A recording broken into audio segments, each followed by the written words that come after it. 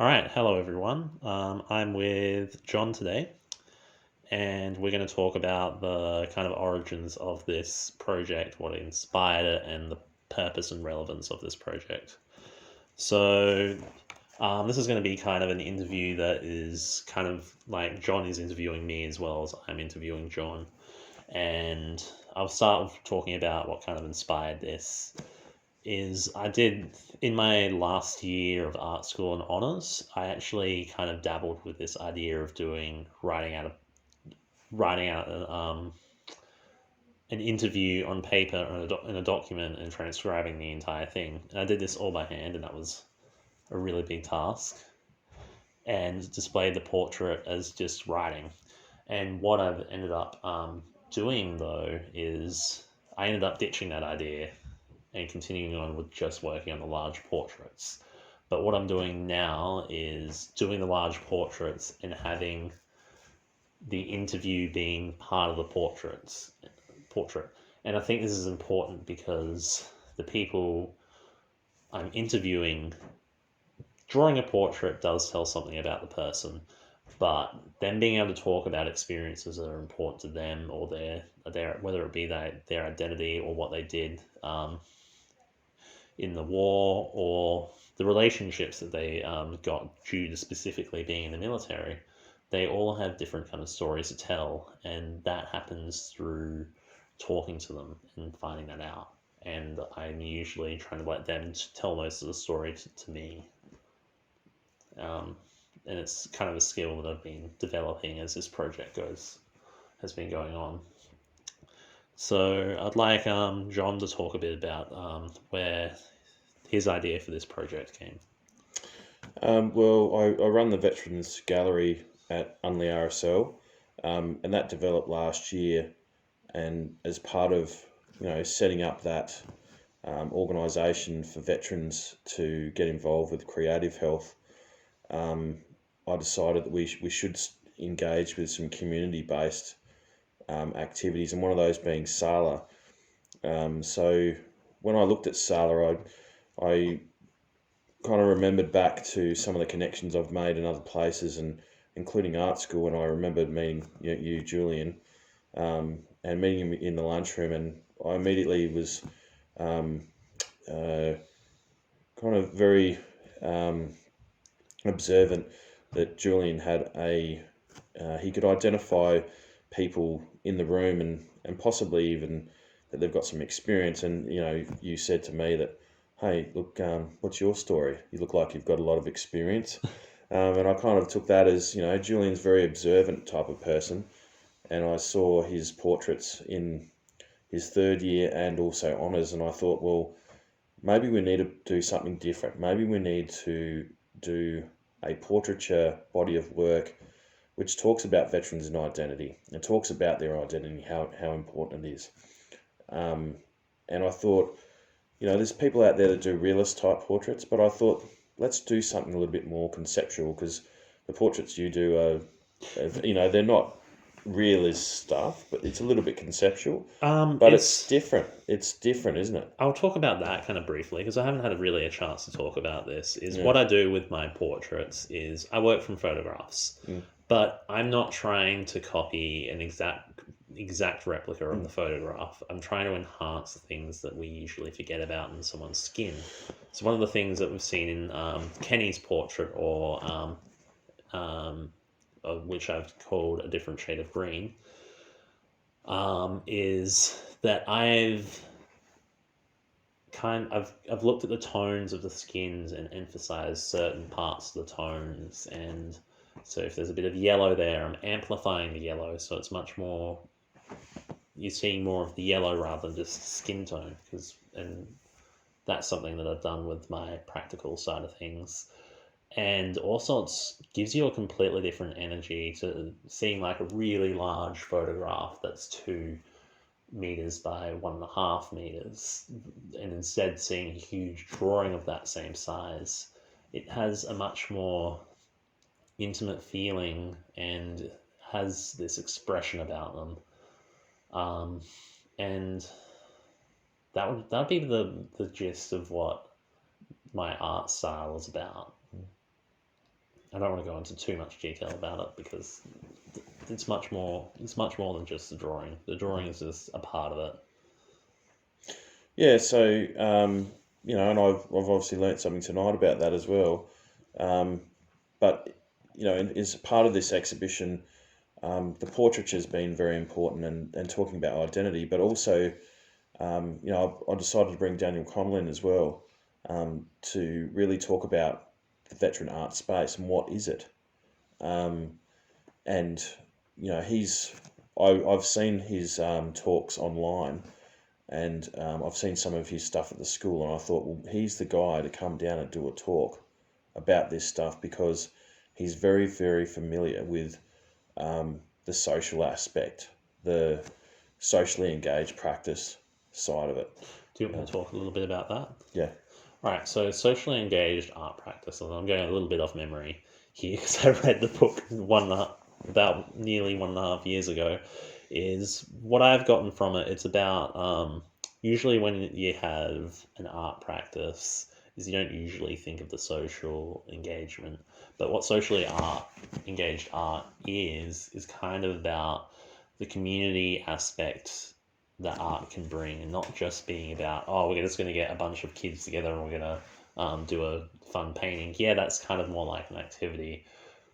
What I see that socially engaged art is that you've got to engage with the social aspect of it, and in this instance, I'd say that the socially engaged art practice of this is all in the interview part of it, and I'm being pretty much allowing the veterans to express their thoughts through the interviews and what's important to them, and talk about that in pretty much a safe environment that they can feel like they can talk into this space, because it can be it could be a little bit intimidating for some, because I make sure that they sign a form to say that all the intellectual property is mine, which is a part of the art practice, because that's to protect myself. And they've had no problems of doing that, which I've been thankful for. Yeah. Yeah, so that's basically what started it off. And then from there, we're looking at, obviously expanding on this veterans arts practice business style Yeah, house. we're planning on trying to make it a mobile gallery sort of thing. Yeah, so it'll be mobile, and we can kind of take it, to different places, because we seem to do a lot of stuff in Adelaide region, but we don't normally take anything out or think about the country areas. So I think that's where we're going to head this stuff into the future. But that's basically where we started it off. And it actually started off, this whole veteran art stuff started off from COVID, where we couldn't run the hospital research when they were running the veteran art program into Jamie Larkham on a Monday. They couldn't do it because of COVID. So that's how it all really started. And then we found an RSL to occupy, and we put it there, and it's just evolved to where we are now. So. All right. And there were some other stuff that we wanted to talk about in this interview as well. Is that right? Yeah, I was just getting distracted because I have to unlock my phone.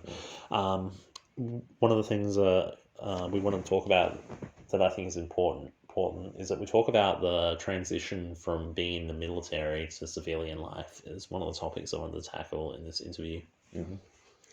Yeah, look, I mean, I'm just recently out of defence. I've been out for about 2 years now, 2 going on 3 years, and I think transition from military to civilian life is very different for everyone. You might have only served a couple of years, you might have served 45 years in the military. So it's all different, and it depends what job you did. It depends what experiences you've got, whether you've deployed or not deployed. There's a lot of aspects to it. But look, it's a big question, and all I can really talk about is my experience. And my experiences have been, in some ways, positives, and a lot of ways negative. So the positive things are that look, the military, towards my end of my career, was a very toxic environment. Um, and I'd been in that toxic environment for a very, very long time. So, to leave that was a positive for me. Um, but the positives of being in the military are, um, it's for me, it gave me enormous purpose. I don't ever think that I'll be able to replicate it again. But, and to kind of continue with that, um, the higher purpose is, you're doing important things. You're being involved with things that are at the highest level of politics. Having to go into another country at short notice is, something you see on the news, and the next year you get a phone call. So going from that to not doing that anymore, in my example, was very hard to deal with, because your purpose goes from being very high to being zero, and I describe it as hero to zero in half a second. And there's lots of other people around the place that do experience that, and I'd imagine even just watching the Olympics in the last couple of days, I was seeing a couple of Olympians who have trained for the last, all of their life, so probably since they were 5 years old, and they go to the Olympics and they don't even get in the semi-final, and they're bawling their eyes out on TV, and I can see it in their eyes that they're going through a similar thing. So that's been pretty tough to deal with. Transition to civilian life, well, it's been a real challenge. It's one of those things I can only really talk about it from my own experiences, and it's hard. It's hard to trust people. I've got a heap of people outside who I don't know who they are. I don't think I could trust them with my life. I've come across people I've had to deal with, even in the ex-service organisation space, who I thought I could trust, and then next I've been used for something, for their own personal gain. And those types of things just really reinforce sometimes to me that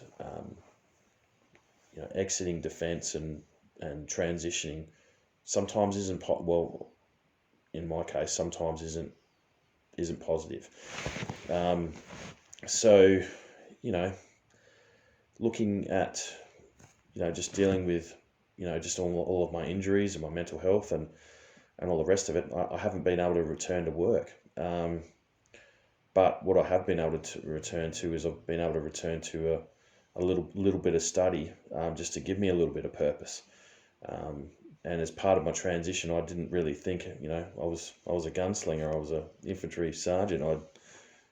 It was very unexpected to see that I would ever be an artist. And I suddenly come across art with my mental health treatment, and then that slowly led to me being at university, which was totally unexpected.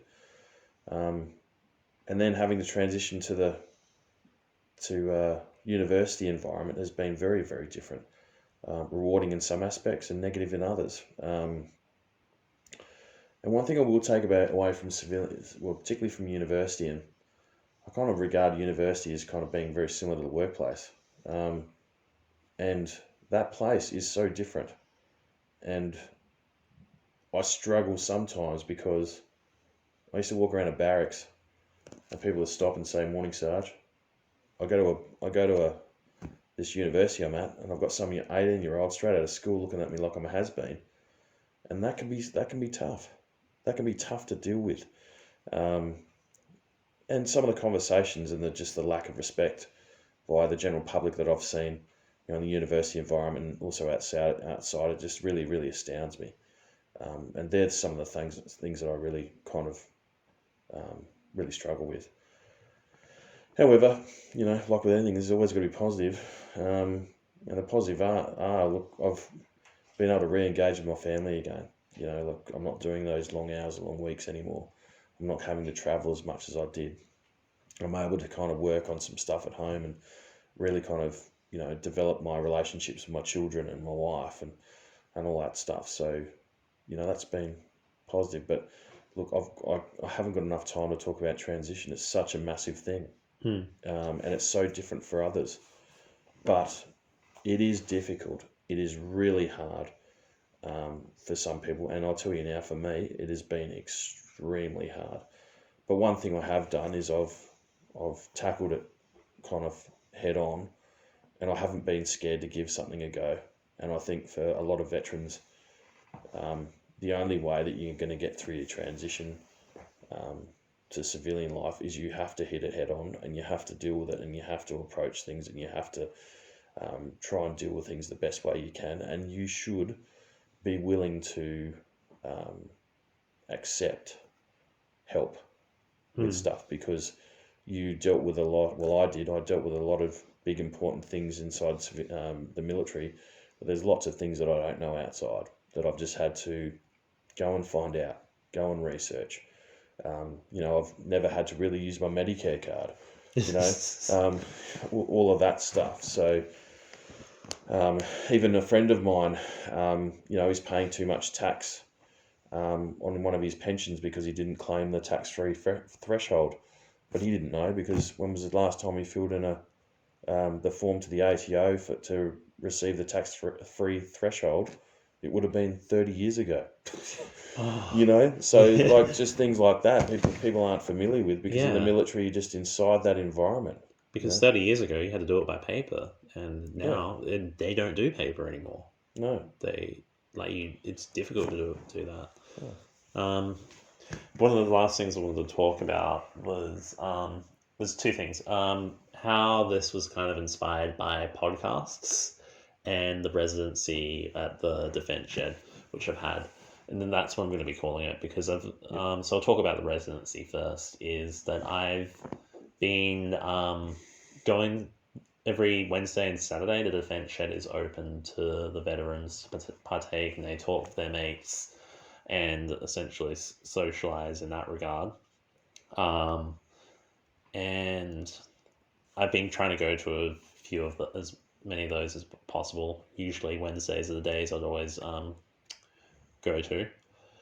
And what I've found is that I've got to find out what it's kind of like being a veteran. And being a veteran is really, the way that I've see it is it is a job, essentially, and but it's a different kind of job. It's the kind of job that you need to be working for, instead of day in, day out. It's months on end and months in and out. And I've heard a couple of people that have been in the Navy, and they would go on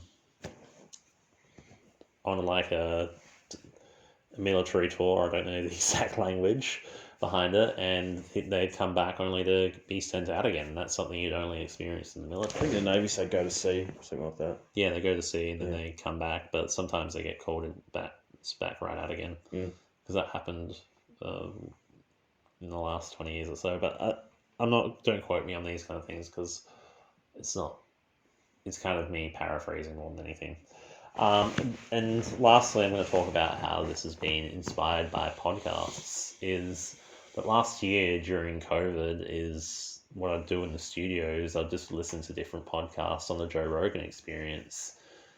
And what I noticed about their long conversations with people is that you can get a lot of information into a podcast. And when people are talking about something that they're passionate about, they can talk for a very long time about it.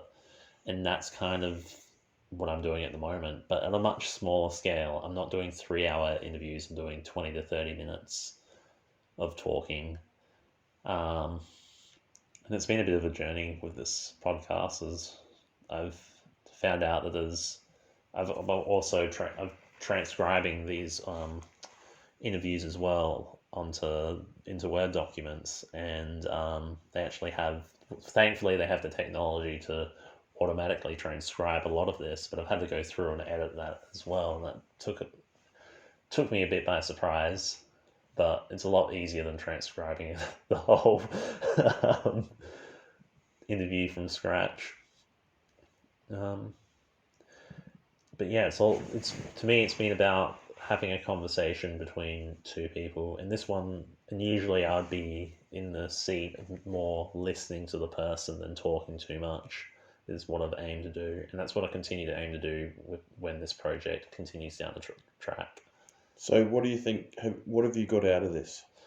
Um, what have I got out of this? I think I've gotten an understanding of what it's like to be in a different community. And that is something that I want to take down the track and revisit. Even if whatever happens, if this goes on for another 8 months or something like that, or another couple of years, I probably wouldn't be doing exclusively veterans forever, and that's all I'm going to do. But I am going to stick to the genre of doing large portraits because it's what I'm good at.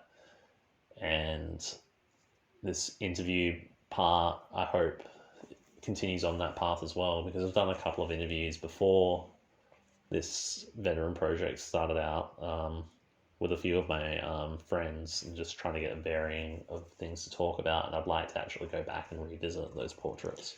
I think from what I've observed, you like the socially engaged practice. You like to talk to people. You like to find out things about people. I am a bit of like one of my friends called me a social butterfly once. So I do enjoy talking to people, and it's kind of hard to, what this project enables me to allow to balance that with work and not work, essentially. Yeah.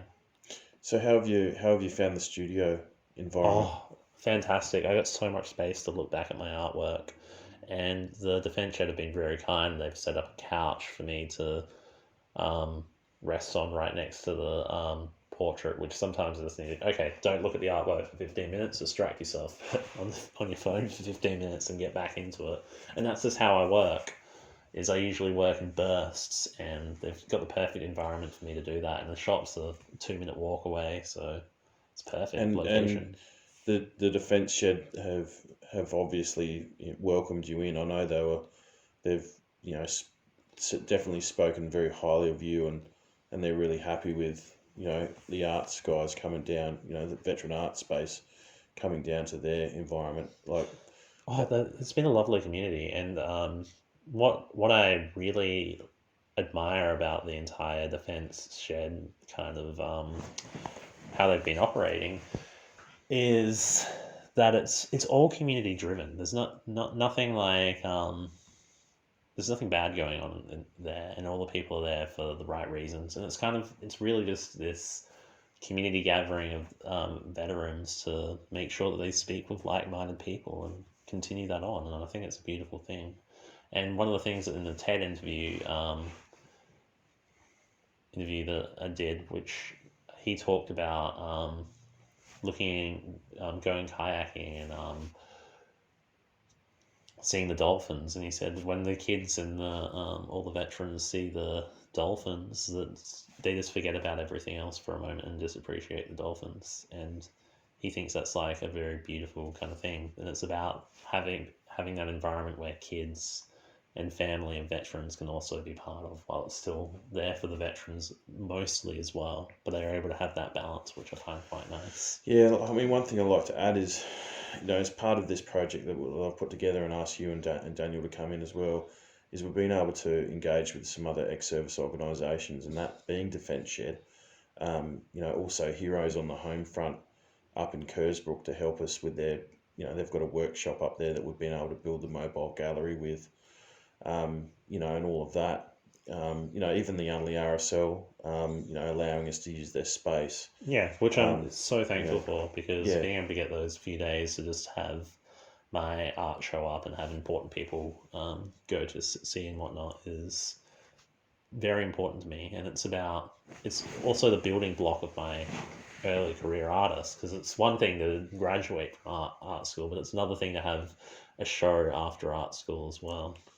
Yeah, and I think for me, I think maybe this is what I'm going to do into my future art career is, maybe I might not be the high-end artist out there doing stuff, and maybe I might be managing a bit of stuff behind the scenes. Curating. Yeah, that type of thing. Maybe that's what I'll do. I don't know. But I've really enjoyed this project. It's been awesome. And I think, when we go back to talking about the socially engaged practice side of it, well, even just engaging with those other organisations and you and Daniel and all of the people around it to get it all to come together, that's the socially engaged practice. Hmm. And I really enjoy it. I think it's yeah, and the socially engaged stuff is what veterans need to do to help them transition. So when we were talking about back to transitioning, this is the stuff that helps.